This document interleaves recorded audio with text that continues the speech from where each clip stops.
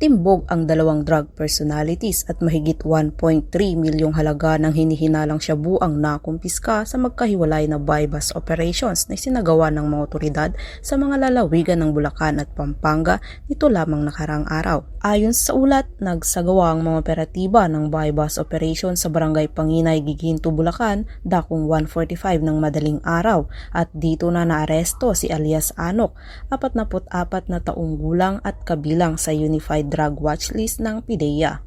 Nakuha sa kanyang tinatayang 96.42 grams ng hinihinalang shabu na may halagang 655,600 pesos, isang caliber 38 pistol na may 3 bala at marked money na ginamit sa operasyon. Samantala, bandang alas 10 ng gabi sa Guagua, Pampanga, isang high-value individual na kinilalang si alias Bert, 40 anyos ang nasa kote ng Regional Police Drug Enforcement Unit 3, katuwang ang Guagua Municipal Police Station. Nakumpiska mula sa kanya ang 100 grams ng hinihinalang shabu na nagkakahalaga ng humigit kumulang 680,000 pesos, 5 piraso ng tig 1,000 marked money at isang digital weighing scale.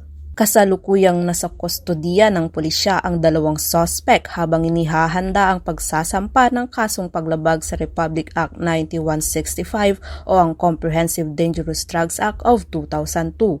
Si alias Anok ay mahaharap din sa kasong paglabag sa RA 10591 o ang Comprehensive Firearms and Ammunition Regulation Act, pati na rin sa ilalim ng Omnibus Election Code. Binigyang diin ni Police Brigadier General Gene S. Fajardo, Regional Director ng Police Regional Office 3, ang kahalagahan ng patuloy na laban kontra ilegal na droga.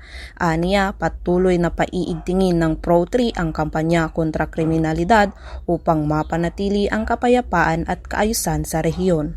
Patuloy namang hinihikayat ng PNP ang publiko na makiisa at agad magsumbong sa anumang kahinahinalang aktibidad sa kanilang komunidad bilang bahagi ng mas maigting at koordinadong aksyon ng pamahalaan na naglalayong wakasan ang banta ng legal na droga sa bansa.